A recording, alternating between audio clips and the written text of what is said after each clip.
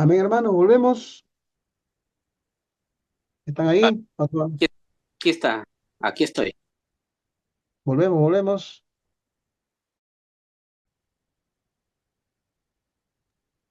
Vamos a tomar lista.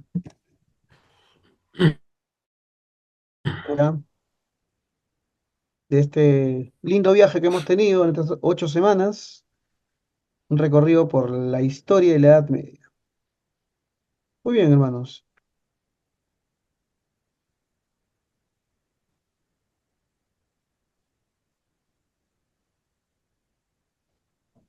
Vamos a esperar un ratito para ver quién más entra. Vamos a tomar lista, ¿ya?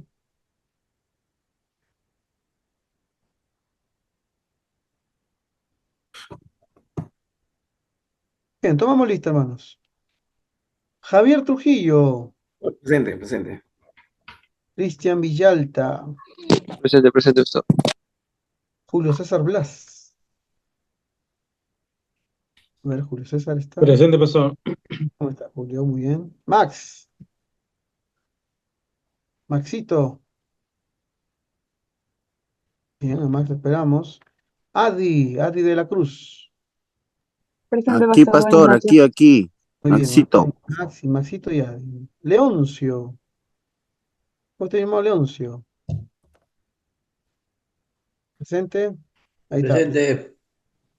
Roger o Roger. Presente, pastor, buenas noches. Buenas noches. Henry. Presente, estamos. Muy bien, Henry.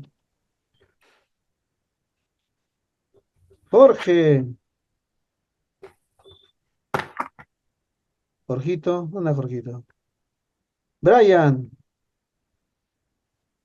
Hola. Bri- Brian Estrada. Bien. Conste que estoy pasando lista y Wilson me faltó, ¿no? Wilson también llegó tarde. Presente, pastor. Sí, no pude entrar por el tema de conexión de internet. Está bien, Me quedé sin internet, por eso estoy aquí. está bien. Bueno, Y algunos después el Julio resto. Cristóbal pastor también Hay presente. varios. ¿Quién me dijo presente? ¿Quién? Julio Cristóbal, ¿no? Julio Cristóbal, sí. Julio Cristóbal estaba presente en la primera lista y presente en la segunda. Excelente. Bien, ya hay algunos hermanos ya que por cuestión de asistencia ya está. ¿Sí? Eh, bien, hermanos, vamos a entrar entonces ya en las últimos momentos históricos de la Edad Media, ¿no? Hemos mencionado un poco el tema eclesiástico, el tema doctrinal, dentro de la iglesia lo moral, ¿no? Y la necesidad que había de la reforma. Pero también vamos a hablar no solamente de aspectos eclesiásticos, sino también de un poco del entorno, ¿no? De lo que pasó en esta última etapa en cuanto a sociedad. Algunas cositas para indicar. En el primer video, por ejemplo, lo señalaba, y esto es cierto, los papas sí tuvieron muchas cosas, muchas falencias, pero tuvieron también virtudes, ¿no? Virtudes políticas, administrativas, muchos de ellos eran estadistas, eran estrategas militares, etcétera. Pero mencionamos un aspecto que es importante señalar dentro de la valoración histórica, ¿no? Eh, los papas también fueron protectores de la cultura, ¿sí? Cuando uno va, por ejemplo, hay un autor, no de esa época, sino muy posterior, Giorgio Vasari. Giorgio Vasari es un pintor, ¿no? De la época del manierismo. Manierismo quería decir, es una época de la pintura, que ya es pasado el Renacimiento, que era una época donde la pintura adquiere un carácter, vamos a decir, en términos sencillos, cargado, es decir, demasiado cargado, ¿no? Un tipo de arte demasiado cargado. Ya había pasado la época de los grandes pintores como Miguel Ángel o escultores, ¿no? Rafael, Donatello, etcétera, ¿no? Y Giorgio Vasari escribe un libro. Él no fue muy exitoso en cuanto al arte, ¿no? Fue muy sobrevalorado en realidad, porque después el arte lo olvida. Pero él sí deja un legado que es un libro, eh, ¿no? Que habla de los pintores, escultores y los artistas de su tiempo, pero relacionados con las figuras políticas y religiosas de su tiempo, ¿no? Y ahí es un libro muy bonito. donde te muestra, por ejemplo, la obra de los papas con respecto a la literatura, con respecto a la cultura, a la pintura, a la arquitectura, a la escultura, etcétera, etcétera, etcétera, ¿no? Eh, si podemos rescatar también esto, ¿no? Es que los papas no eran iletrados, eran gente muy culta, ¿no? Gente que favoreció mucho lo que después surgió como el Renacimiento, el humanismo mismo, ¿no? Aunque ellos muchas veces el humanismo chocó con la Iglesia Católica, sin embargo fue promovido en las altas esferas del Vaticano. Eso también hay que valorarlo, ¿no? A valorarlo. Yo lo diría, de repente, aplicándolo un poco a nuestra época, qué importante es que un pastor también sea así, ¿no? Un pastor culto, dentro de lo posible, formado, informado, un pastor que valore el arte, que valore, ¿no? Los aspectos que no son solo eclesiásticos o religiosos, sino que también sepa valorar, ¿no? Los otros elementos de la vida cotidiana, ¿no?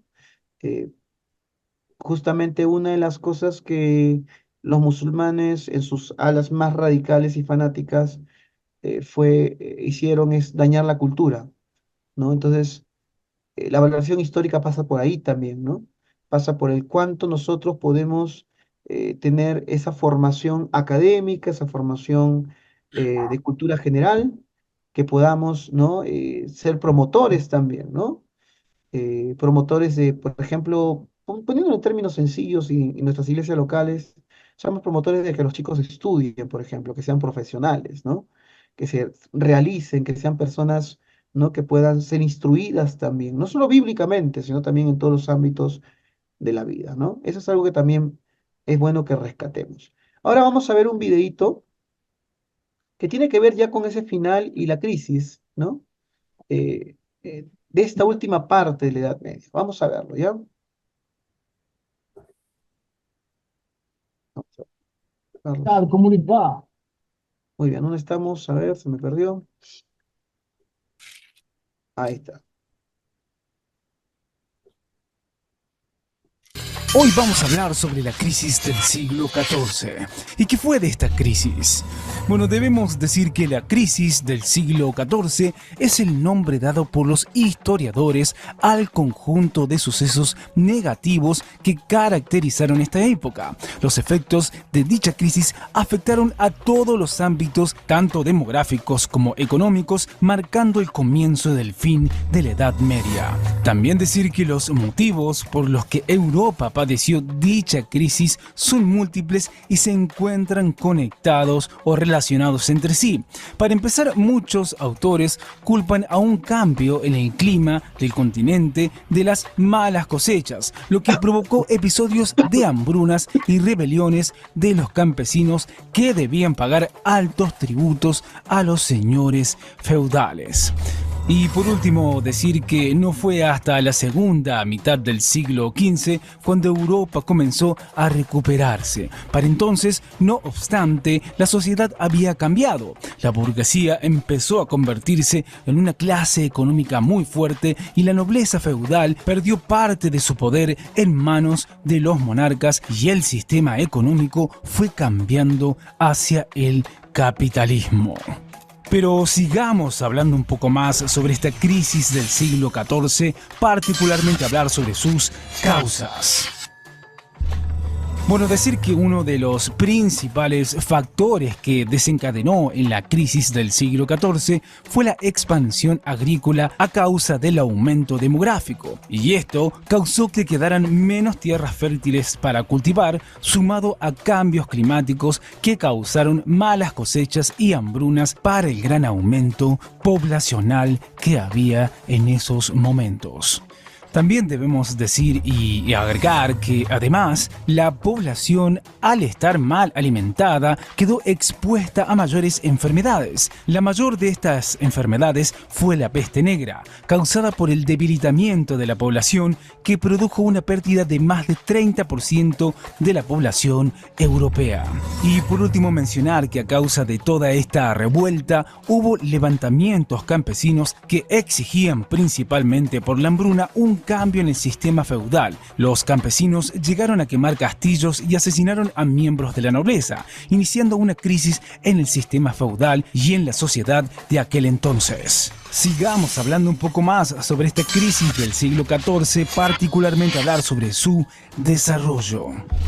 Bueno, primero decir que el clima desfavorable hizo que en los países del norte de Europa hubiera una gran pérdida de alimentos, no solo en el rubro agrícola, sino también en el ganadero, ya que las reses morían tanto de hambre como de enfermedades. Posteriormente, debemos decir que esto desató entre los años 1315 y 1317 lo que se conoció como la Gran Hambruna. Este fue el segundo gran acontecimiento que caracterizó al siglo XIV, luego de la bajada de temperaturas. Ya con todo este panorama, los países del norte lograron sobreponerse a las nuevas condiciones o adaptarse un poco a las nuevas condiciones, aunque al costo de hambre, muerte y convulsión social. Posteriormente, en 1337, estallaría la serie de conflictos entre Francia e Inglaterra, que serían conocidos como la Guerra de los 100 Años, que también dejaría severas consecuencias políticas y económicas en la Europa del siglo XIV. Pero esto no termina aquí, porque hay mucho más por recorrer, porque debemos decir lo siguiente. Bueno, como ya mencionamos antes, debemos decir que el acontecimiento más severo y que fue el que definitivamente le dio forma a la crisis del siglo fue sin duda la peste negra, una pandemia de peste bubónica originada en Asia alrededor del año 1320 y diseminada hacia Europa, donde llegó alrededor del año 1348. También decir que la peste era transmitida por pulgas alojadas en las ratas que solían infestar los navios de la época y que actuaban como vectores. Otro dato importante es que la Gran Peste provocó una mortalidad estimada en el 60% de la población. Si bien no afectó del mismo modo a toda Europa, la peste negra se ensañó más bien en toda la cuenca del Mediterráneo. Y por último, debemos decir y agregar que además de la reducción de la población provocada por la peste negra, se produjo un abandono de extensas regiones. La falta de conocimientos médicos sobre la enfermedad provocó que se persiguiera a los judíos de diferentes regiones, acusados de ocasionar el mal al envenenar las aguas para el consumo humano. Pero sigamos hablando un poco más sobre esta crisis del siglo XIV. Para finalizar hablaremos sobre sus consecuencias. Bueno, debemos decir que como consecuencia de la peste negra surgida en medio de dicha crisis, la población en toda Europa se redujo de manera drástica, es decir, más del 30% de la población de aquel entonces falleció a causa de esta pandemia. Otra consecuencia es la crisis dentro de toda la sociedad feudal que terminó por acabar con dicho sistema. Y también decir que se creó un nuevo sistema de organización que daría paso a una nueva sociedad capitalista. Y por último decir que también se dio el surgimiento de nuevas formas de literatura y arte inspiradas en la muerte, en la noción del fin y la desesperación. Bueno, esto es todo por hoy. Como siempre les decimos, chequeen los videos de nuestro canal. Dan utilidad. Hasta la próxima. Muy bien, ¿no?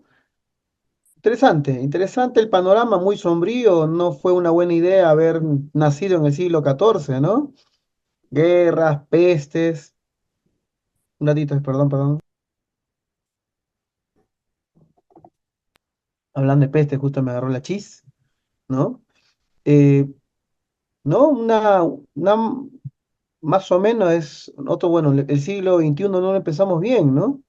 A los 20 años nomás tuvimos una pandemia, pero el siglo XX tampoco fue muy bonito, tuvieron dos guerras mundiales, ¿no? Entonces, todo siglo ha tenido su complicación, ¿no? En este caso, usted ve el siglo XIV, hubo guerra, hubo pandemia, hubo revoluciones, hubo muertes por muchos lados. Por ejemplo, hablando de la guerra de los 100 años, duró 116 años en realidad, ¿no? Se le llama 100 años por simplificar. Una guerra entre Francia e Inglaterra, una guerra muy cruenta, que termina con la victoria de Francia, por cierto, ¿no? Y que trajo consecuencias también fatales, ¿no? Para la época, ¿no? Oye, hay una eh, coincidencia histórica. No sé si tú tiene alguna relación, posiblemente sí, alguna tendrá, pero justo en el momento que termina la Guerra de los 100 años, 116 años, en 1453, también cae Constantinopla, ¿no? Y ahí estamos hablando también ya de la última época de ese gran imperio que nos ha acompañado durante todos estos años, ¿no? Durante todos estos siglos que hemos recorrido en estas 8 clases. Recuerda que cuando comenzamos esta clase estábamos en la Roma imperial y luego entramos en la etapa de la Iglesia imperial y luego en la pentarquía o los 5 patriarcados, ¿no?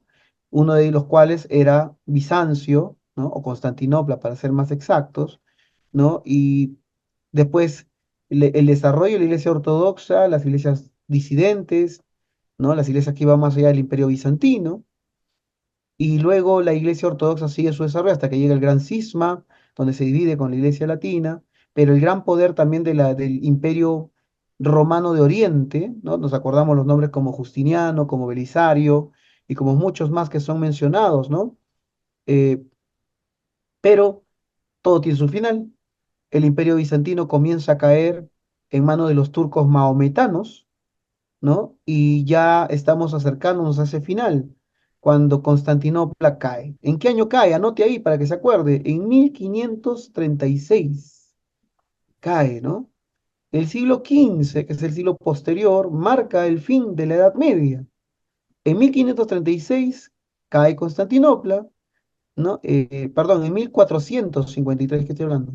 453 cae Constantinopla, ¿no? Y 1492 es el descubrimiento de América, ¿no?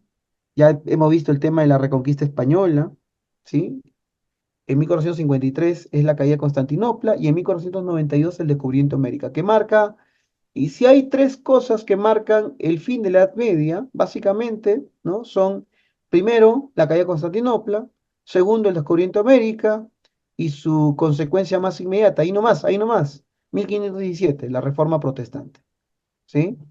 Esos son, vamos a ver, 3 acontecimientos históricos que marcan un cambio total y absoluto de lo que fue la Edad Media. Por ejemplo, ahí en el video menciona el cambio de la sociedad feudal. La sociedad feudal era la sociedad de los castillos, de los señores, ¿no? De los señores feudales que tenían pugna con el rey. Los reinos todavía no existían tal como existen hoy, ¿no? Los reyes no tenían tanto poder, una que otra potencia se levantaba. En primer caso, Francia fue la que más destacó en este tiempo, pero ya terminando la Edad Media, los reinos comienzan a aparecer. Por ejemplo, la reconquista española conlleva a que ya, ¿quiénes son los vencedores de la reconquista española? ¿Quiénes expulsan a los moros de Granada?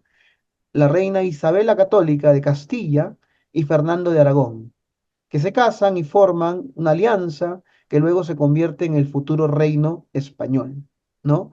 ¿Cuándo ocurre esto? En 1492 también, cuando expulsan a los moros de Granada y al mismo tiempo sale Cristóbal Colón, ahí está Julio Cristóbal, ¿no? Eso es en honor a Cristóbal Colón, ¿no? Cristóbal Colón sale rumbo a la India, creyendo, ¿no? Ir y encontrar las Indias occidentales, cuando en realidad lo que encuentra es América, ¿no? Y eso cambia también radicalmente la historia, ¿no? Ahí aparecemos nosotros, presente, ¿no? Ahí aparecemos nosotros, ¿no? Eh, la caída de Constantinopla es un suceso histórico bastante triste, era inevitable, era el proceso histórico que tenía que pasar sí o sí. Los musulmanes siguieron creciendo, siguieron avanzando, siguieron conquistando los diversos imperios musulmanes, ¿no? El Omeya, el Seleucida, y ahora estamos con los turcos maometanos, comienzan a adquirir poder y a conquistar y a conquistar. No pudieron conquistar Europa, es más, son expulsados de España, pero del otro lado del mapa comienzan a conquistar y a conquistar y a apoderarse de las tierras que antes era propiedad del Imperio Romano de Oriente, ¿no? Hay una anécdota histórica que es bueno recordar, que nos debe enseñar una lección también, ¿no? ¿Alguien escuchó algo sobre las discusiones bizantinas? A ver, ¿alguien tiene una idea de qué es una discusión bizantina? Levante la mano y puede opinar. ¿Qué es una discusión bizantina? A ver, rapidito, a la 1, a la 2 y a las 3. Ya han googleado, ya está buscando, Will se está poniendo Google ahí, ¿no? Alexa, ¿qué es una discusión bizantina? Está diciendo, ¿no? ¿Qué es una discusión bizantina, hermanos? ¿Alguien tiene una idea? Muy bien, Roger dice algo tonto. Bien, vamos a poner en contexto la frase, ¿ya? Cuenta la historia que los turcos maometones están a la puerta de Constantinopla a punto de conquistarla. Obviamente los políticos, el emperador, todos están asustados, están queriendo hacer algo para salvar la ciudad y se acuerdan que tenían sus sacerdotes. Entonces van a buscar a los religiosos, a los guías espirituales de la nación. Y cuando van a buscar a los guías espirituales de la nación, los encuentran encerrados. No querían salir, estaban muy ocupados. Entonces les insisten, le dicen, por favor, ayúdenos, necesitamos que ustedes nos dirijan espiritualmente, moralmente, está a punto de caer la ciudad, busquen la guía de Dios para saber qué hacer. Y los sacerdotes ortodoxos dijeron que no tenían tiempo porque estaban resolviendo algo importante, que era lo importante que tenían que definir. Tenían un concilio ahí, una reunión, una convención, llámelo como un cónclave, como usted le quiera llamar. Estaban resolviendo una duda importantísima para la historia. ¿Los ángeles tienen plumas o no? Esa era la discusión que tenían los sacerdotes ortodoxos. Increíble, ¿no? Increíble, ¿no? Parece nuestra presidenta que el país está que se desangra y sale a decir que los delincuentes son delincuentes porque no tienen trabajo, ¿no? Primero, su responsabilidad es que haya trabajo y segundo, que no haya delincuentes, ¿no? Bueno, a esa altura de políticos, bueno, en este caso eclesiásticos, tenía el Imperio Bizantino. Y eso nos debe dar una lección también a nosotros. ¿Cuántas veces podemos perdernos en discusiones bizantinas? Más allá de la importancia del tema, más allá de la importancia de la discusión, ¿es adecuada para el momento o no? ¿Mm? Usted está a punto de separarse de su esposa y está discutiendo si Perú le va a ganar a Uruguay. ¿Me entiende lo que le quiero decir, no? Es una discusión bizantina, es decir, una discusión, como dice, tonta, pero no tonta porque el tema de repente, bueno, ese tema era tonto, pero podría ser un asunto serio. Pero la pregunta ¿es la discusión adecuada para el momento? ¿Soluciona el panorama del momento? Y de ahí viene la famosa, y eso justamente ambientada en qué, en el contexto de la caída de Constantinopla, ¿no? Que ya a esta altura se llamaba Bizancio, y luego con la caída los turcos maometanos la bautizan como Estambul, que hasta el día de hoy existe, ¿no? Estambul, ¿sí? Bien, muy bien, muy bien. Excelente, ¿no? Un poquito para irnos poniendo en panorama. Vuelvo a decirlo, la coincidencia histórica. Año 1453, termina la Guerra de los 100 años. Un convenio entre el rey de Francia y el rey de Inglaterra, donde el rey de Francia adquiere mucho poder, por cierto, pero paralelamente Bizancio cae, ¿sí? El Imperio Romano de Oriente desaparece. El actor político muy activo y muy importante en toda la historia de la Edad Media desaparece. Por otro lado, Europa se extiende hacia las tierras de América, ¿no? Y donde nacen futuras naciones como las nuestras. Esa es parte de otra historia ya. Por otro lado, ya la cultura va cambiando, el capitalismo o el precapitalismo comienza a aparecer, la burguesía comienza a aparecer, ¿no? Los países comienzan a aparecer, se comienza a configurar el mundo que hoy conocemos, ¿no? Se comienza a configurarse los países, España, Francia, Alemania demora un poco más, Italia demora un poco más, Inglaterra ya se comienza a perfilar, los Países Bajos ya comienzan a perfilarse también, etcétera, etcétera, etcétera, ¿no? Entonces ya el mundo está cambiando, así como vimos que el mundo cambió cuando terminó la época imperial, cuando terminó la época de la Iglesia imperial y el mundo se reconfigura, también en este momento, en el siglo XIV, siglo XV, perdón, comienza a configurarse una vez más Europa, ¿no? Vamos a ir viendo ahora sí, entrando ya, volviendo a terrenos eclesiásticos, vamos a ver ahora lo que nos compete también. Ya estamos finalizando la Edad Media. Podemos poner en contexto que ya comienza a aparecer el humanismo. ¿Qué cosa es el humanismo, hermanos? A ver, ¿Qué será el humanismo? Vamos a hablar del humanismo, brevemente del Renacimiento, ¿sí? ¿Qué cosa era el humanismo y qué será el Renacimiento? Son términos que debemos conocer. A ver, ¿alguien que pueda decirme qué es el humanismo?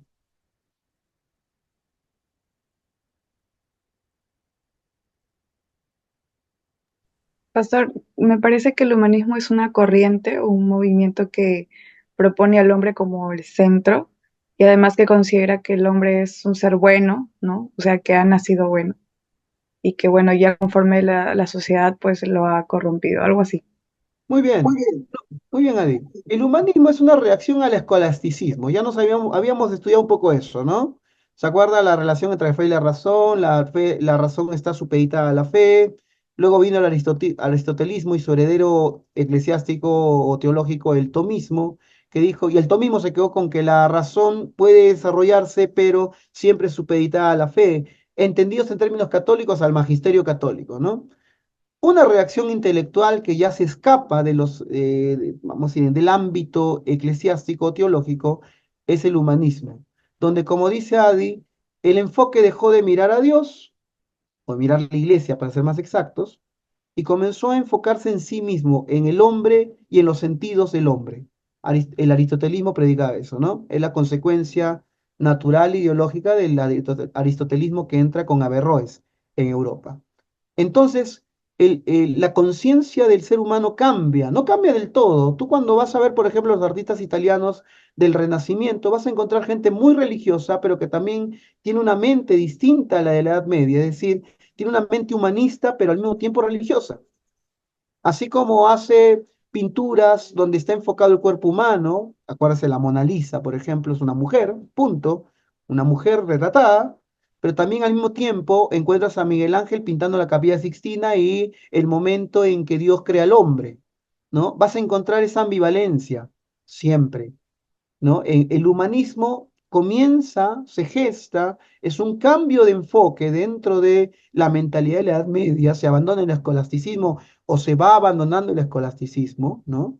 Tú vas a encontrar humanistas eruditos, ¿no? Que comienzan a recorrer Europa, que comienzan a recabar mucha cultura, muchos rollos, muchos documentos que comienzan, ¿no? Aparecen los bibliotecarios. Había alguien que me diga, y el humanismo, Adi lo describió bien. Ahora vivimos, por ejemplo, nosotros estamos en el posmodernismo ya, ¿no? Ya el humanismo, incluso más allá del humanismo. Pero, ¿qué será el renacimiento? A ver, Adi dijo el humanismo. El enfoque cambia de mirar a Dios a mirar al hombre. El hombre es la medida de todas las cosas, ¿no? Mis sentidos, mi experiencia, y eso justamente también involucra que a este momento ya comienza a gestarse los principios del método científico que hasta el día de hoy practicamos, ¿no? Pero, ¿qué será el renacimiento?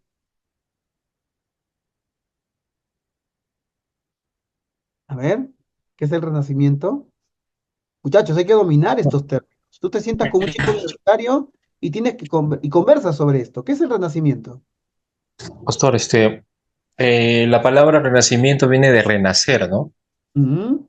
Todo, todo lo que es las obras literarias del pasado, ¿no? Que en ese tiempo quisieron renacer, ¿no? A los antiguos filósofos, a los antiguos estudiosos literarios, ¿no? También abarca la cultura, el arte, ¿no? La cultura, etcétera. Renacer, ¿no? Muy bien, muy bien. Renacimiento, muy bien, Jorge. El Renacimiento tiene que ver con un despertó el interés en los círculos académicos en rescatar las grandes obras del pasado, ¿sí? Muchas de ellas vinieron con traducciones latinas de las traducciones árabes. Los árabes tradujeron del griego. Hubo esa ruta, ¿no? Del griego al árabe, del árabe al latín. Pero también los hombres del Renacimiento comenzaron a buscar y hurgar todos los monasterios, todos los conventos, todos los lugares históricos, a buscar rollos y rollos y rollos y rollos, y viajando incluso a Oriente para rescatar la literatura griega y romana sobre todo. Se llama Renacimiento por un sentido. Al terminar la Edad Media, culminando la Edad Media, el hombre europeo estaba en una búsqueda de identidad, ¿no? El escolasticismo ya no le bastaba. El humanismo comenzaba a aparecer. Entonces, en esa búsqueda de identidad decía, vamos a nuestras raíces. ¿Cuáles son nuestras raíces occidentales? La literatura griega y la literatura romana. Entonces comenzaron a rescatar, a traducir y a estudiar literatura griega y literatura romana. ¿Sí? Por eso se llama renacimiento, un renacimiento al amor a la literatura griega y romana que por cierto ya habían quedado en desuso, ¿sí? En desuso.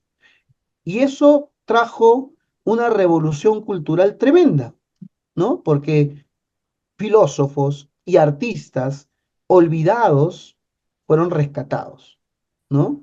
Ya, mire, ya a esta altura ya se conocía Aristóteles, se conocía Platón, pero había muchos más que tenían que ser rescatados. Entonces, el Renacimiento marca esa renovación cultural que también tiene sus frutos. Justamente en esta época, ya terminando la Edad Media, comienzan los famosos siglos de oro. ¿Siglos de oro qué? De la literatura y del arte. O sea, esto lleva a Europa a un clímax cultural. Cuando tú recorres la Italia del Renacimiento, vas a encontrar un clímax en la pintura, en la arquitectura, en la escultura, etcétera, etcétera, que no se ha vuelto a ver en Europa a ese punto, ¿no? En la literatura igual tenemos al famoso Dante Alighieri. ¿Qué escribió Dante Alighieri? A ver, alguien que lo diga. ¿Qué escribió? La Divina Divina Comedia. Comedia. Por ejemplo, la Divina Comedia es una obra renacentista por excelencia. La Divina Comedia se trata de un hombre, Dante en este caso atormentado, que pierde a su amada y que comienza a recorrer el inframundo, ¿no? El infierno, el purgatorio y llega al cielo, ¿no? En su recorrido por el infierno y por el purgatorio, ¿quién lo acompaña? Mente del renacentismo y del humanismo, lo acompaña Virgilio. Virgilio, ¿quién era? Un escritor latino del siglo I antes de Cristo hasta el siglo I. En ese rango vivió y la divina comida, dice Jorge, que ya está pensando en escenaria, ¿no?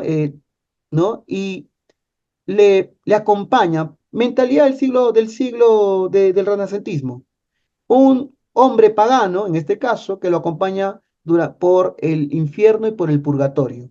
Una estructura en la Edad Media, infierno y purgatorio. Estructura eclesiástica y religiosa en la Edad Media, pero un hombre pagano como guía en el infierno y en el purgatorio. Esa es la mentalidad del hombre de finales de la Edad Media, principios de la Edad Moderna, ¿no? Una mixtura ya abandonando la iglesia, abandonando el enfoque ¿cómo se llama? Escolástico, y, pero con su mentalidad de la Edad Media se proyecta con una libertad que comienza a crecer, ¿no? Otro aspecto, por ejemplo, que marca el fin de la Edad Media, también es la invención de la imprenta. ¿Quién es el que inventa la imprenta? Gutenberg. Muy bien, Gutenberg. Gutenberg, ¿no? Aunque es, ¿no? Gutenberg, el que crea no me acuerdo, los tipos móviles, ¿no? Que al final Claro. pueden permitir imprimir cualquier libro, obviamente, no con la velocidad de las impresoras actuales, ¿no? Jorgito Ávila para imprimiendo libros, él sabe de eso, ¿no? Pero ya marcó una revolución porque ya el conocimiento podía ser popularizado. Los libros eran carísimos, eran escritos ¿no? A mano, estaban ¿no? Los monjes en los monasterios, los amanuenses, tenían que escribir a mano con una letra perfecta, ¿no? Sin embargo, con Gutenberg el conocimiento y la cultura comienza a hacerse popular. Justamente la reforma tiene éxito por la imprenta. ¿Por qué? Porque los estudiantes que arrancan las 95 o algunos dicen 97 tesis de la puerta de la iglesia de la Catedral de Wittenberg, ¿qué hacen con eso? Le sacan copia, lo van a imprimir, ¿no? Lo traducen al alemán y lo imprimen y se hace viral.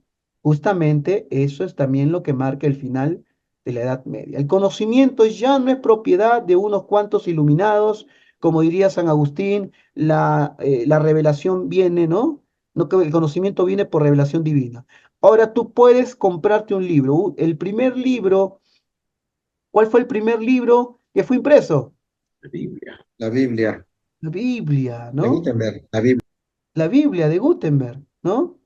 Y esto es algo muy bonito, ¿no? Esto entra ya en la edad moderna, pero el primero que recibe la Biblia es el Federico de Sajonia, el elector Federico de Sajonia, ¿no?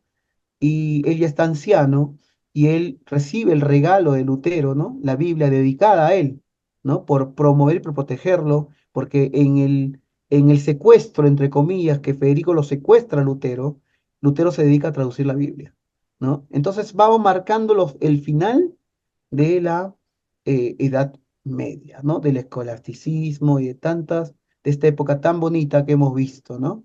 Bien, entramos entonces en esta etapa previa del final. Ya hemos hablado del humanismo, hemos hablado del Renacimiento, hemos hablado, ¿no? De estos temas, pero vamos a entrar en términos teológicos, porque también ahí hay un final, una encrucijada, ¿no? Y vamos a entrar en este final de la Edad Media es el siglo de los prerreformadores, ¿no? ¿Qué cosas son los prerreformadores? No, ustedes lo saben bien, pero mucha gente puede pensar que Lutero fue el único reformador que hubo. No, hubieron muchos que quisieron reformar la iglesia antes de Lutero. Algunos lo pagaron con su vida, otros sobrevivieron, ¿no? Lutero pudo sobrevivir, ya Calvino es de otra generación, ¿no? De donde también, obviamente, hubo persecución, pero los reformadores, hubo toda una generación de prerreformadores, de traductores de la Biblia. Por ejemplo, ahí mencionan a uno, Wycliffe. ¿Cómo murió Wycliffe, Roger? A ver, ¿sabes cómo murió? A ver, busquen, hermano, busquen. ¿Cómo murió Wycliffe? Wycliffe fue el traductor de la Biblia al inglés. Después hubo Hus. ¿Quién fue Hus? Ese es de Bohemia, ¿no? Ambos Murió murieron. quemado. Quemados, sí, ambos murieron, ¿no? Ambos murieron. Vamos a ver un videíto sobre los prerreformadores y vamos a conversar después sobre, ¿no? Esta es una serie de videos que les recomiendo. Se llama Prerreformadores, pero vamos a ver uno solo de esos videos, en un montón, de la serie del canal de Vite, ¿no? Byte.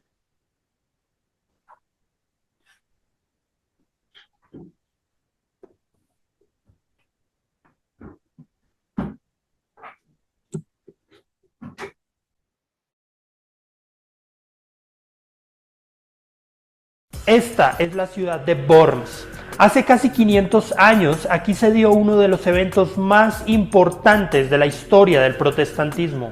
Martín Lutero se enfrentó a un grupo de clérigos, nobles y ante el propio Carlos V para defender sus posiciones y sus escritos.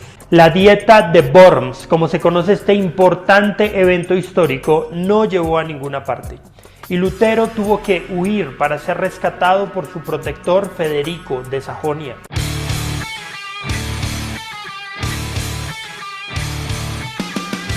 En la ciudad de Worms se levanta desde 1868 uno de los mayores monumentos a la reforma iniciada por Lutero. El monumento consta de 2 estatuas y 8 medallones de las figuras más importantes de la Reforma. Lutero en el centro y abajo alrededor suyo las estatuas de 4 personajes considerados como pioneros de la Reforma en Europa: Pedro Baldo, John Wycliffe, John Huss y Girolamo Savonarola. Los 4 personajes fueron muy diferentes y provenían de diferentes lugares. Vivieron en tiempos y en contextos distintos, pero tuvieron muchas cosas en común. Sin la inspiración, trabajo, entrega y legado de estos 4 personajes, quizá la reforma protestante no se hubiera dado, o al menos no en las condiciones en las que se dio. Pedro Baldo. Muchos aspectos de la vida de Pedro Baldo no se conocen, incluyendo su fecha y lugar de nacimiento. Pero lo que sí sabemos es que en 1170, Baldo era un mercader muy rico y conocido en la ciudad de Lyon, Francia. Tenía una esposa, 2 hijas y muchas propiedades, pero algo pasó. Algunos dicen que fue testigo de la muerte repentina de un amigo. Otros dicen que escuchó un canto espiritual de un cantor ambulante, lo que causó en Baldo una conmoción profunda sobre su estado espiritual. Lo primero que decidió hacer fue leer la Biblia, pero como solo existía la Vulgata latina y su latín era pobre, contrató a 2 académicos para que la tradujeran a su idioma. Luego buscó consejo espiritual de un sacerdote, quien lo dirigió a la historia del joven rico en los evangelios. Baldo tomó acción, le dio todo lo que tenía a los pobres y desde entonces determinó vivir en completa dependencia de Dios.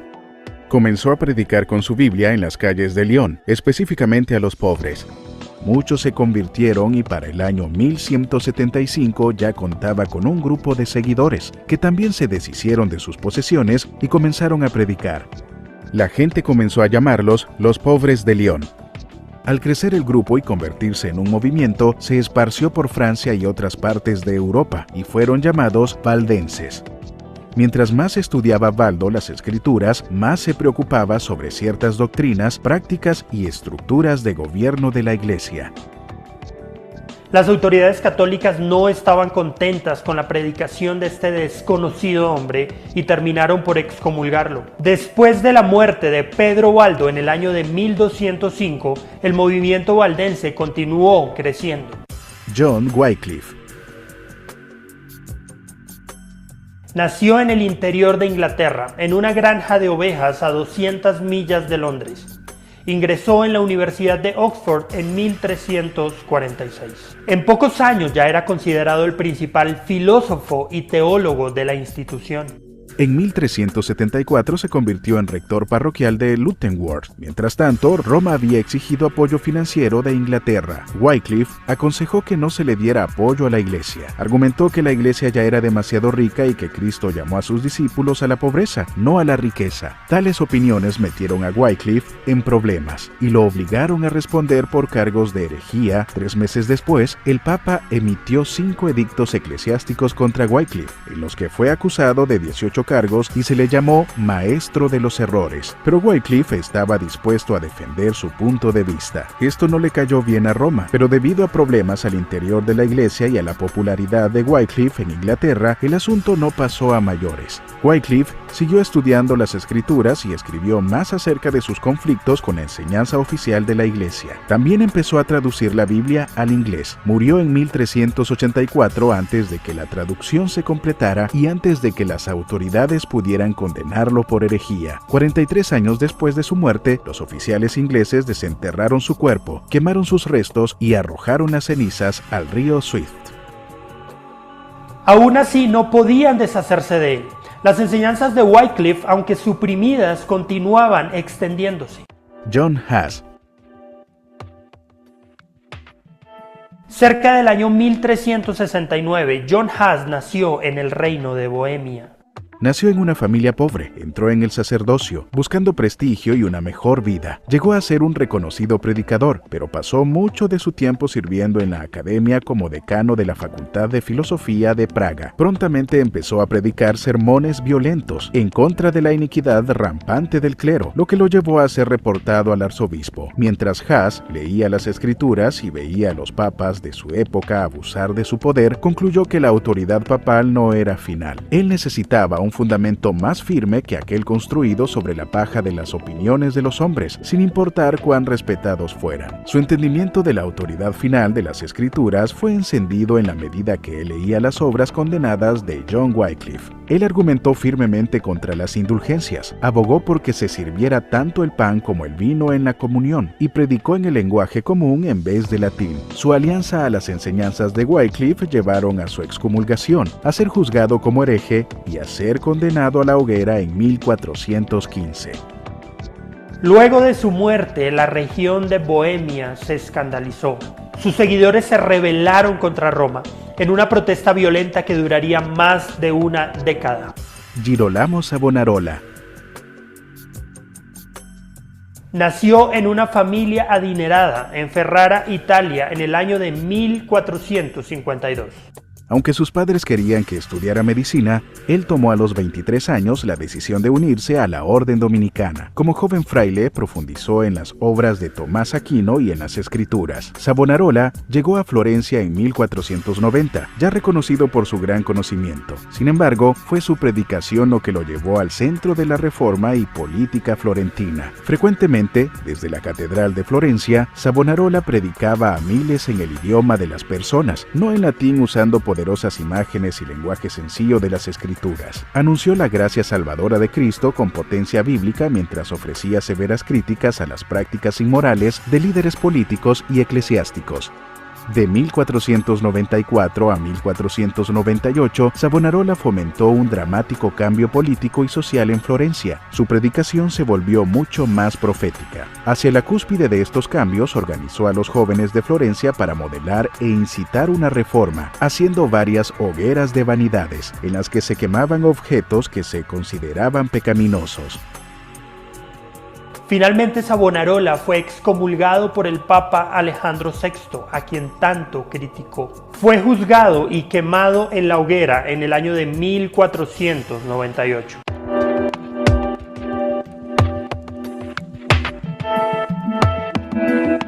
Pero estos pre-reformadores tenían muchas cosas en común. En primer lugar, condenaron la inmoralidad de la Iglesia. Tanto Baldo como Wycliffe y Hus condenaron la doctrina de las indulgencias. Todos condenaron los abusos del Papa de Roma y el clero en general. Todos fueron excomulgados por la Iglesia de Roma debido a sus posturas, y dos de ellos, Hus y Savonarola, ardieron en la hoguera. Ninguno de los cuatro personajes se retractó de sus posiciones. Tanto valdenses como lolardos y husitas posteriormente se unieron al protestantismo, y quizá el hecho más relevante, todos rescataron la autoridad de las Escrituras y la predicaron en la lengua del pueblo, en un tiempo en el que hacerlo era muy peligroso. La influencia de estos personajes sobre Martín Lutero fue muy relevante. Wycliffe tuvo una influencia muy grande sobre Hus. Muchos consideran que Hus fue un seguidor de las ideas de Wycliffe. Aunque Lutero rechazó inicialmente las ideas de John Hus, finalmente dijo: todos somos husitas sin saberlo. Lutero admiró a Savonarola y encontró inspiración en su vida. Lutero siempre creyó que, al defender sus ideas, terminaría en la hoguera como Hus y Savonarola, pero Dios cambiaría la historia y Lutero vivió para ser el primer reformador. ¿Y tú, qué piensas? ¿Crees que la reforma protestante hubiera sido posible sin la labor de estos cuatro hombres? ¿Crees que la reforma se hubiera podido evitar si la Iglesia Católica hubiera escuchado a estos personajes? Déjanos tus comentarios y suscríbete a nuestro canal para ver más contenido como este.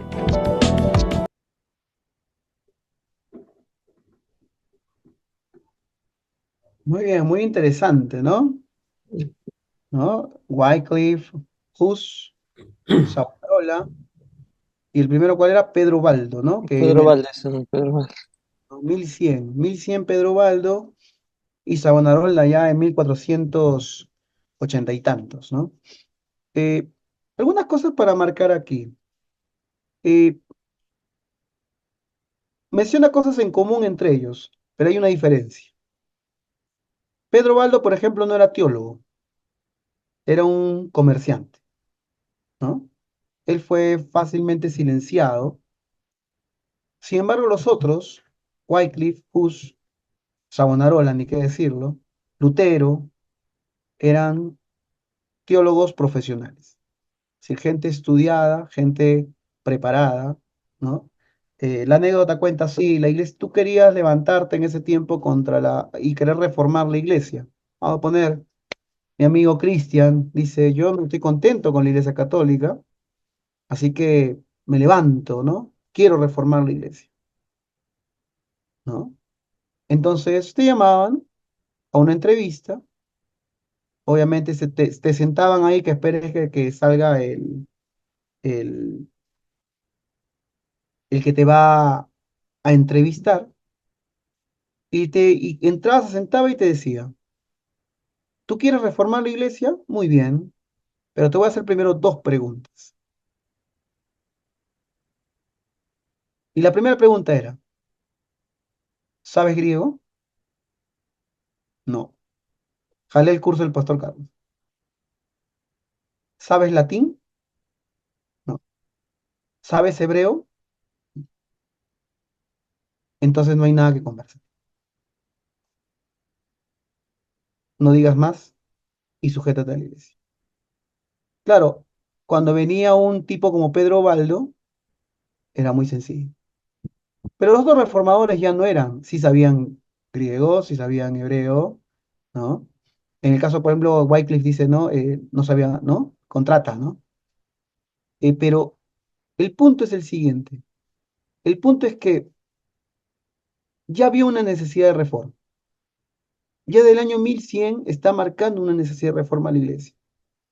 ¿Cuál es la diferencia entre estos pre-reformadores y las reformas que la Iglesia Católica menciona, ¿no?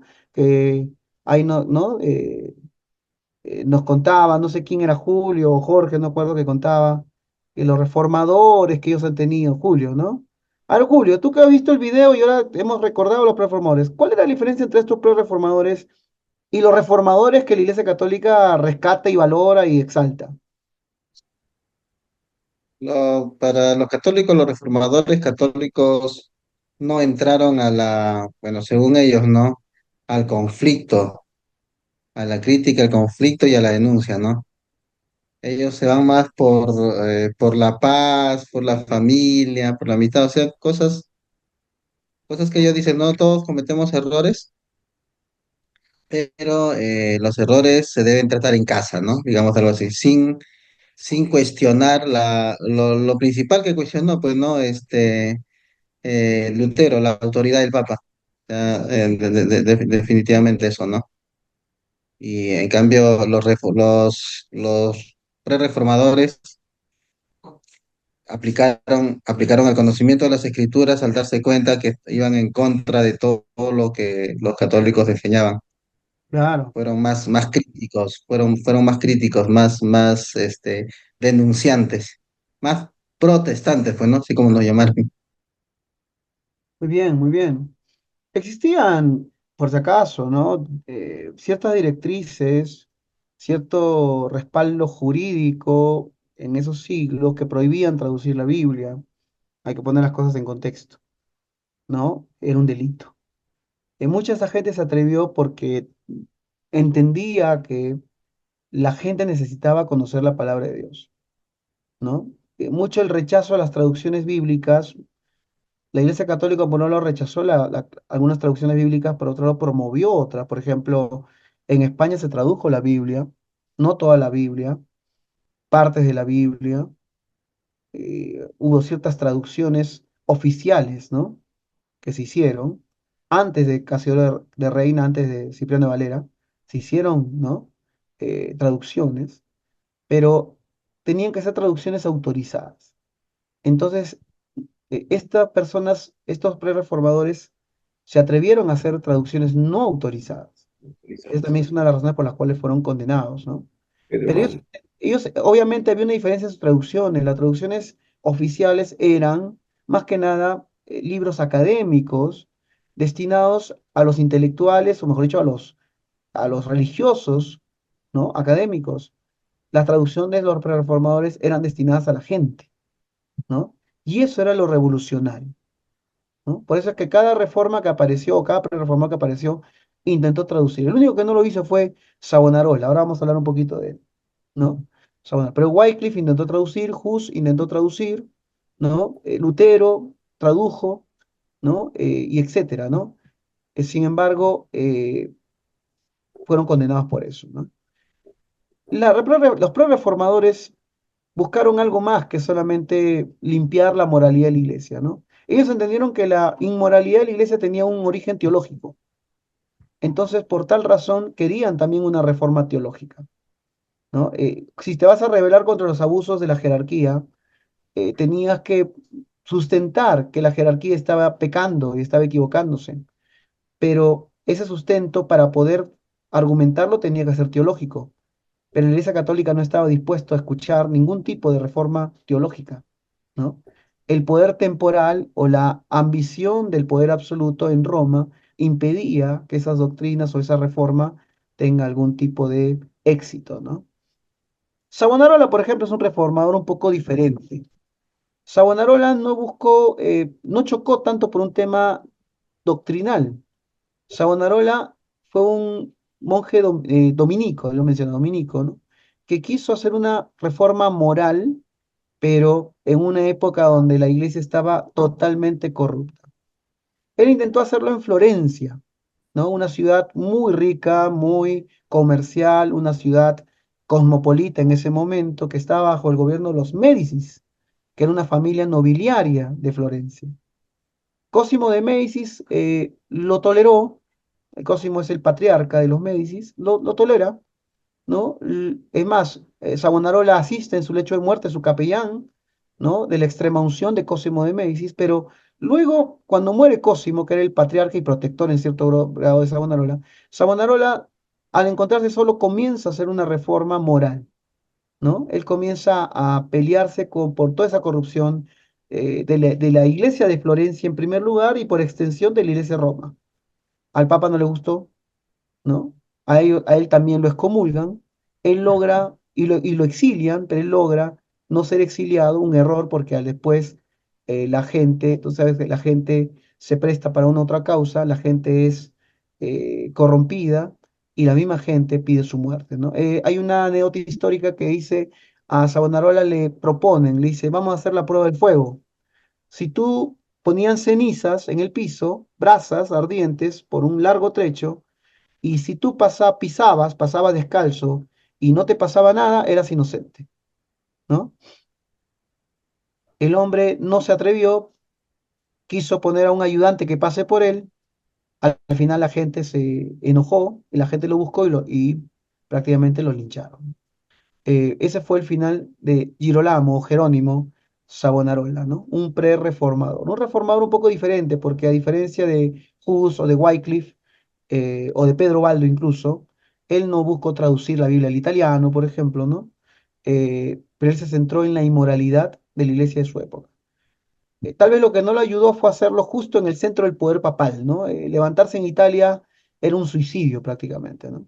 Sin embargo, las zonas como Bohemia o Inglaterra incluso te permitían cierta protección, ¿no? Alemania incluso en ese momento era una cierta protección. Bien, muchachos, vamos terminando esto, un poquito hablando de los pre-reformadores, solamente para terminar esta etapa, porque ya la reforma y todo eso ya es de otra época, ¿no? Pero estamos terminando la Edad Media. El hecho histórico que termina la Edad Media es discutido con los historiadores, por si acaso, no se ponen de acuerdo, así que se mencionan dos prácticamente, y añadimos después nosotros un tercero por cuestiones eclesiásticas o teológicas. El primero es la caída de Constantinopla. ¿En qué año, hermanos? ¿En 1400 cuánto? 1400, a ver, ¿anotó o no anotó? No ha Tres, mil anotado. cuatrocientos cincuenta y tres. 1453. 1453. 53, 53. Muy bien. Y luego viene el descubrimiento de América. ¿En qué año? Fácil. Mil 1492. cuatrocientos noventa y dos. Ahí nomás. 40 años después. ¿No? 40 años después. Mm. Y viene el descubrimiento de América, que marca, por cierto, también la consolidación del Reino de España. Ahora, eh, esas son las dos fechas que marcan, o el periodo, en todo caso, que marca el final de la Edad Media. Si tú quieres extenderlo un poquito más desde el punto de vista teológico, porque estamos en los reformadores, podrías añadir, en términos teológicos o eclesiásticos, la Reforma Protestante, ¿no? De 1517, ¿no? 31 de octubre de 1517. Vamos a terminar la clase con algo muy divertido. Aquí tengo una diapositiva que va a ser un análisis rápido y somero de la Edad Media, pero no desde nuestro punto de vista crítico, ¿no? Sino desde el punto de vista católico. Es decir, vamos a ver cómo los católicos miran la Edad Media, ¿no? Vamos a verlo un poquito y luego lo comentamos. ¿Dónde está ese? Aquí está la diapositiva. Vamos a leerlo porque es para leer un poquito, ¿ya? Me van a ayudar en estos últimos minutitos, ya para despedirme del curso. Ya, me ayuda. La iglesia en la Edad Media, siglo VIII al siglo XV. Muy bien. A ver. Ellos comienzan en el siglo VIII, ¿no? Bueno. Como hemos visto, la iglesia ofrece posibilidades para vivir en fraternidad con todos. Hay que recordar que esto es una visión católica, ¿no? Sin embargo, en este caminar surgen dificultades que a veces rompen la unidad y la armonía con nosotros mismos y con Dios. Esta es una diapositiva que me imagino que hacía hecho para la catequesis, ¿no? Nos ofrece una mirada de la Edad Media un poquito distinta. Al igual que en nuestra vida personal encontramos dificultades, en nuestra iglesia sucede lo mismo. Vamos a analizar 4 situaciones que pueden ser consideradas como los 4 problemas más importantes que vivió la Iglesia a principios de la Edad Media.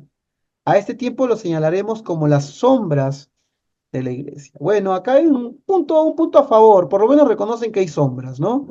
Los demás lo llamamos la era de las tinieblas, ¿no? Pero ellos lo llaman las sombras de la Iglesia, ¿no? Un momento, un poquito, se bajó la luz, ¿no? Se bajó la luz un poquito. A ver, primer problema, dice. Hermanos disgustados por asuntos de herencia. Interesante, ¿no? O sea, el problema no era la ambición política ni económica, eran hermanos disgustados por asuntos de herencia, ¿no? Cristian Villalta con Wilson Cho peleándose por un terreno. Muy bien, vamos a seguir viendo. Primer problema. Vamos a ver. La cruzada, mire, interesante. Esto es disgustado por asunto de herencia. Las cruzadas fueron guerras religiosas entre cristianos y musulmanes. Al principio se dieron por defender los lugares santos que invadieron los musulmanes y luego terminaron mezclándose con intereses políticos, ¿no? Interesante porque los musulmanes estaban bien tranquilos, ¿no? Los cristianos fueron a atacarlos, pero bueno, ¿no? Por defender los lugares santos, bueno, está bien. Los intereses políticos. Segundo problema, ¿no? Pero quiero retroceder un poquito. O sea que los hermanos disgustados por asunto de herencia eran las cruzadas. Qué forma tan interesante de mirar las cruzadas, ¿no? ¿No? Hermanos disgustados, me imagino que está refiriendo a los musulmanes y los cristianos peleados por tierras santas. Ese era el primer problema, ¿no? El misticismo, las visiones de Cristo matando herejes o matando paganos y la orden de que si matas, ¿no? Matas paganos, te vas al cielo, no, como que no lo ven, ¿no? Vamos a ver lo siguiente. Familia dividida porque el padre se ha ido de casa. A ver, me interesa este, ¿ah? A ver, a ver, a ver. Familia dividida porque el padre se ha ido de casa. Hubieron muchos problemas en relación al Papa. Los papas tenían un perfil más político que religioso. Bueno, punto a favor, lo reconozco. Se origina el cisma de Oriente que separa la Iglesia Ortodoxa de la Iglesia Roma por razones personales, políticas y teológicas. Quisiera entender a qué se refiere con que el Papa se fue de casa para que haya un cisma, ¿no? No creo que los ortodoxos estén muy de acuerdo con esta diapositiva. Tercer problema. Bueno, ya mencionamos las cruzadas y el cisma, ¿no? Para ellos un problema fue el cisma. Las cruzadas fue un tema de herencia, ¿no? Un padre que castiga severamente a su hijo llevado por la ira. A ver, vamos a ver. Un padre que castiga severamente a su hijo llevado por la ira. Esta está muy buena, muy buena. La Santa Inquisición fue un sistema propuesto por la Iglesia para controlar el orden y cumplimiento de la doctrina cristiana, manteniendo así la estabilidad político-religiosa de los estados. O sea, la Inquisición fue un papá enojado que castigó a sus hijos. Bueno, está interesante, ¿no?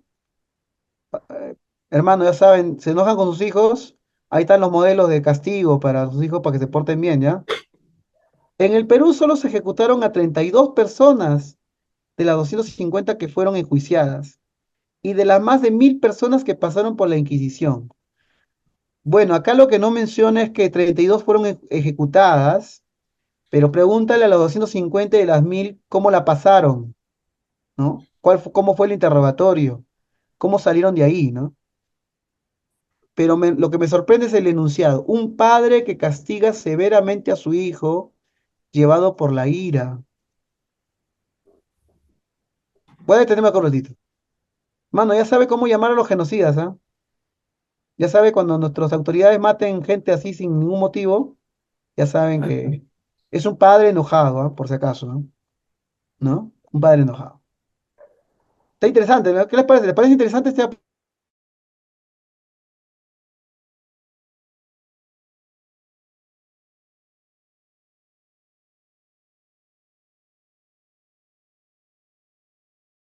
Esposos que discuten frecuentemente porque el dinero no alcanza para vivir como desean. Ay, Dios. Todo es tan doméstico que la verdad me conmueve, me conmueve. Vamos a ver.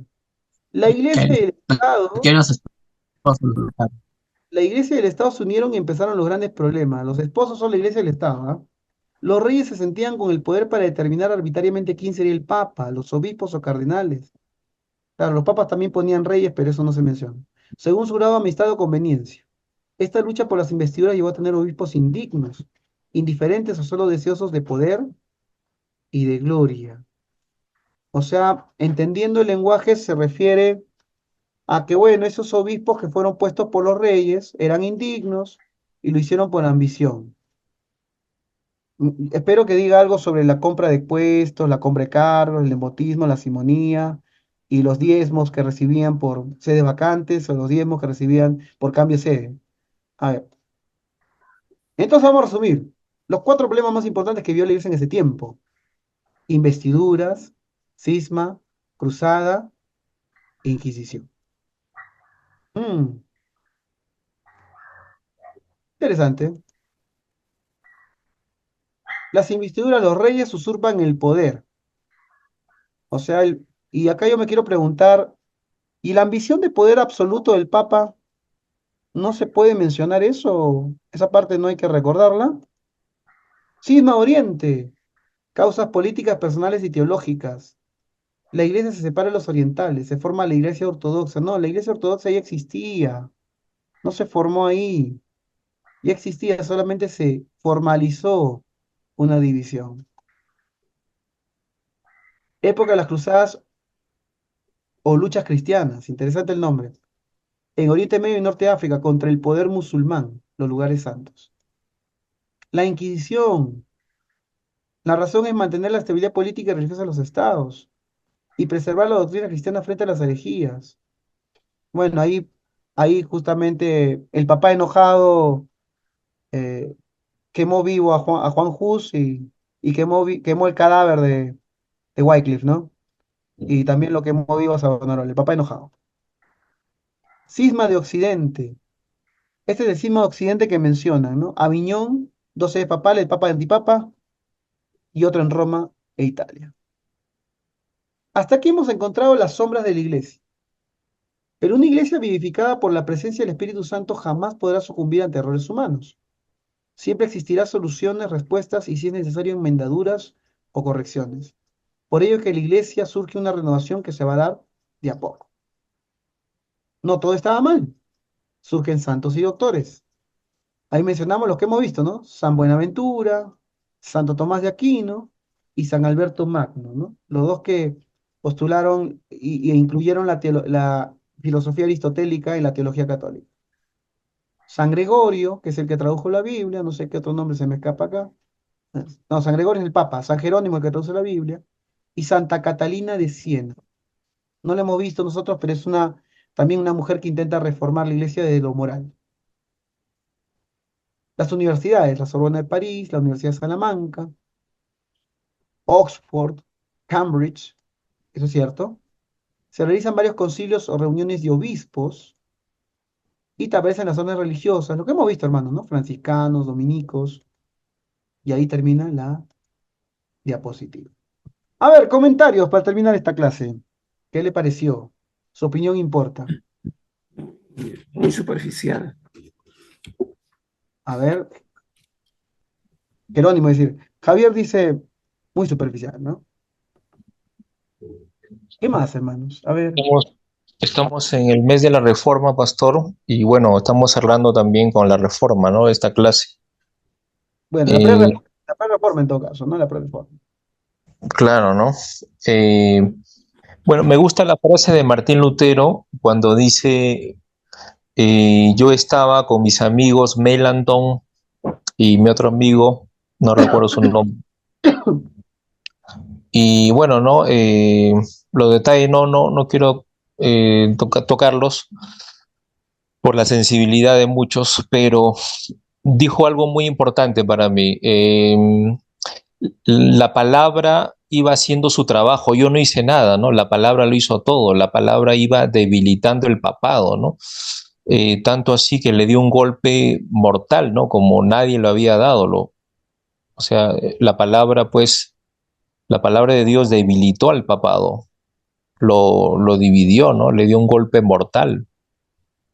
Entonces, esa frase es muy importante que tocó Lutero, ¿no? Muy Yo no bien, muy hice bien. nada, la palabra lo hizo todo. Bien, excelente. Pero yo quería un comentario acerca de la diapositiva. Gabriel dijo muy, muy, muy superficial. Yo diría muy suavecito, ¿no? Muy romantizado, ¿no? Eh, ¿Qué dice usted, a ver, para terminar con esta parte, con esta clase? Claro, pastor, esa es la teología que ellos manejan, pues, algo eh, fuera de contexto, ¿no? Para decirlo así, y para presentarlo de que la reforma fue algo, ¿no? Que se salieron los hermanos, algo así, como dicen los teólogos romanos. Y eso es lo que vemos ahí, debe ser de un grupo de catecistas de repente. Mm. Cuando uno ve esta diapositiva, uno se da cuenta de que con razón, pues la reforma no ve necesidad de una reforma, ¿no? O sus reformas son más eh, maquilladoras que otras cosas, ¿no? Eh, Buscan la conciencia, pastor, más sentido y práctico. De repente, o sea, al poner a la familia, lo intentan de enfocar, ¿no? Con la actualidad, mm, pero más a producir un acto de conciencia, de moral, de ética de la persona, nada que ver con el tema teológico, ¿no? excelente, muy bien. Pasando a la Pastor, y próxima. A ver, también, Adi, te escuchamos, Adi. Termino. bueno, también considero que tal vez usan estas, no sé, estas ideas, ¿no? Conceptos que ellos tienen para justificar muchas de las cosas que hacen hasta en la actualidad, ¿no? No quisiera que suene como a juzgar, pero he conocido algunas personas católicas, sobre todo por el entorno laboral donde trabajo, que yo me quedo impactada, ¿no? Yo no sabía mucho acerca de en qué consiste y todo ello, pero era curioso porque yo crecí en un colegio católico, entonces yo crecí cantando los coritos y todo eso. Y cuando ya empecé a trabajar en uno, recuerdo que veía como un papa, ¿no? Que se ponía su investidura blanca para poder echar la agua bendita a los chicos, ¿no? A los niños. Entonces se me hacía raro que luego en la siguiente festividad del Día del Maestro o así, ¿no? Entonces son algunas cosas que a mí en mi mente, como yo no conocía mucho acerca de qué consisten, ¿no? Sus religiones, no lo podía entender.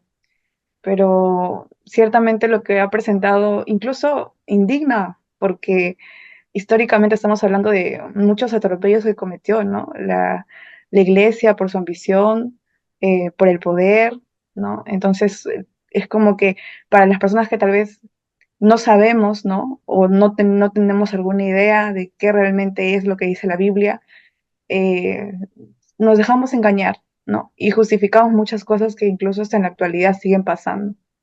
Entonces me parece grave, me Sí, parece grave.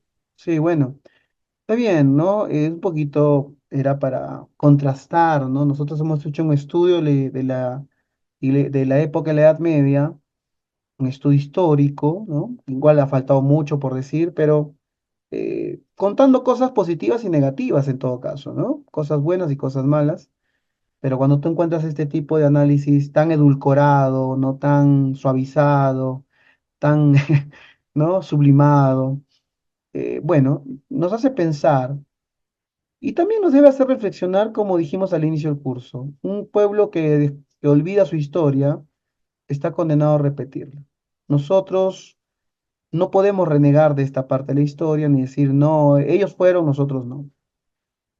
Hay que recordar, como dijimos en la primera parte del curso, nosotros somos parte de esta historia de la iglesia. Y si la estudiamos, no solamente es para mirar el pasado o ver lo que siguen haciendo mal algunos, sino sobre todo es para prevenir que nosotros no caigamos en estas cosas, ¿no? Y de repente la última lección que ya tenemos en esta clase es cuidado con maquillar la historia. ¿M? Cuidado con maquillar la historia. No sirve maquillar la historia porque, y eso va para lo personal como para lo institucional o lo ministerial, porque si la maquillamos, al final nunca vamos a necesitar cambiar, ¿sí? nunca vamos a necesitar cambiar. ¿La iglesia evangélica tiene sus pecados y sus errores? Sí, y tenemos que hacernos cargo. No se trata solo si la iglesia presbiteriana los hizo o los reformados lo hicieron, somos parte de un cuerpo y debemos aprender de las virtudes, de los aciertos y de los errores y pecados de los demás. Y los nuestros propios por si acaso también, ¿no? Definitivamente que también. ¿Sí? Entonces, bien, estamos concluyendo este curso de la Edad Media. Hubiera sido lindo hacerlo mucho más profundo, pero bueno, creo que ha sido bastante, ¿no? ¿Cómo lo puedo llamar? Bastante informativo de todos modos, ¿no? Espero que no se olviden y en todo caso repasen. Ahí les pasé el libro Justo González para que le den una leída cada vez que puedan y enterarse más cosas todavía, ¿no? Eh, pero bueno, vamos terminando este curso ya. Por favor, los que no me han entregado las tareas, entrégamela esta semana, sí o sí, ¿no? Yo estoy llevando la asistencia, el control de las tareas. Por favor, ponerse al día, ¿sí? Y bueno, vamos a terminar entonces este curso.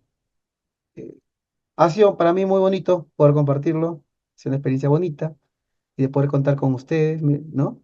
Así que ahora ya en este momento voy a tomar captura, la última asistencia. A ver, ¿dónde está? Voy a buscar el WhatsApp ahora. ¿Dónde está el WhatsApp?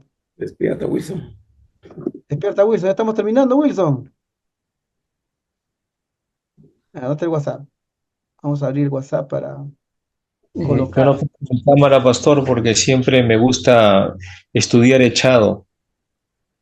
Está bien, cada uno tiene su estilo, te digo, es normal, contar que estés No paro, consciente, consciente, no hay problema. lo ¿Sí? que Vamos a pasa es que cerrar, vamos a cerrar el curso y le vamos a dar pase al pastor King para que nos despida en oración, ¿no? Y ya también despide este curso. Sí, pastor King, no sé si está presente, si no, normal. A ver, vamos a ver si el pastor está. Creo que no. Ya, nos despedimos nosotros entonces, ¿sí? Creo que no. Vamos a despedirnos. Bien, muchachos. Gracias. Sí, gracias. Ahí está mi avancito, ahí está Zulín, muy bien. Pásame las tareas, ya, pásame las tareas. Sí, pásame las tareas, pásenle la voz a Sol también. Pásenme las tareas, muchachos. Ahí vamos a extender la gracia, ya que estamos entrando en la reforma, ¿no? Estamos ya con espíritu de reforma, en el mes de la reforma, extendemos la gracia, ¿sí? Así que pasen las tareas, muchachos. Eh, y bueno, vamos a estar considerando todo lo que ustedes han aportado en el curso también. Vamos a despedirnos en oración. A ver, ¿a quién le concedemos la oración final? A ver, Wilson, uno de los primeros reformadores, dice. Ya, vamos a pedirle entonces, yo quiero darle este lugar a mi hermano Leoncio. Hermano Leoncio, una oración así de fuego y poder para despedirnos del curso. ¿Sí? Muy bien, ahí está. Vamos a romper toda maldición de falta de tareas. Muy bien. Amado Dios, te damos gracias en esta noche por habernos permitido conocer no solamente la parte bíblica, sino también la parte histórica que es necesario para defender el Evangelio de Jesucristo con argumentos sólidos y verdaderos. A veces es difícil, Señor, aceptar tantos cambios o tantas cosas, pero la historia nos ha enseñado, Señor, cómo realmente ha nacido la iglesia y cómo debemos defender los valores, cómo debemos mantener eh, nuestra santidad, cómo debemos poner los líderes con equidad y no con preferencias, ¿no? Ayúdanos en todos estos años de estudio para poder prepararnos con eficiencia y no solamente cuando acabemos, sino que continuamente tengamos ese deseo de aprender diariamente, Padre. Que la oración nos fortalezca en lo espiritual y lo académico nos fortalezca en lo intelectual, Señor, pero que unidos sean un arma poderosa para poder ganar almas para Cristo. En el nombre de Jesús, Señor, seamos bendecidos con sabiduría, Señor del cielo. Y bendice también al pastor profesor Medina, que ha tenido la paciencia, la delicadeza y el esfuerzo de llevarnos en este barco de aprendizaje, Señor. Que todo lo que hagamos de hoy en adelante sea para el beneficio de la iglesia. En el nombre de Jesús. Amén. Amén, amén, hermano. A ver, ¿dónde está Alábalo. el Pastor Amén. King? Le vamos a dar lugar al Pastor King, que estaba tus palabras finales, ¿sí? Hola, sí. ¿Cómo fue en las clases? Felicitaciones. Muy bien, Muy buena, pastor. pastor. Muy buena, pastor. A todos los alumnos. Muy buena, Sí, pastor. Excelente. era interesante su clase. Fue muy bien. Gracias. Ya, descanse. Mañana, pasado mañana, domingo y lunes comenzaremos un 10º ciclo. Amén, amén. Amén, amén. Dios le bendiga. Buenas Dios le bendiga. noches. Buenas noches. ¿sí? Buenas noches, Dios les bendiga. Gracias. Gracias, Pastor Carlos, por su enseñanza. Bendiciones, bendiciones. hermano. Bendiciones. Gracias, pastor Carlos. Bendiciones, Gracias, pastor. chicos. Nos vemos. Gracias, pastor Carlos. Ya le va a llegar. Duerman temprano. Manden el pato, manden.